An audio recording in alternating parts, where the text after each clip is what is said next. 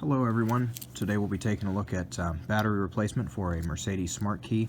There's two styles that kind of look the same, similar to this. The other kind, the whole end of the key comes off. This is not that type, so if that's the one you're looking for, I apologize. Go ahead and find another video for yourself. But basically this kind, this black plastic tab slides out, and then that releases the metal key. And then if you look inside, it's kind of right down in this area. There is a black tab that lifts this back cover off.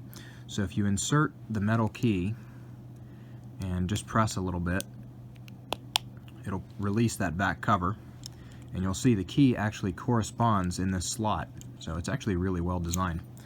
Then this cover comes off. Just give it a little tap, and out comes the battery. And this style takes a CR2025, and it's just one.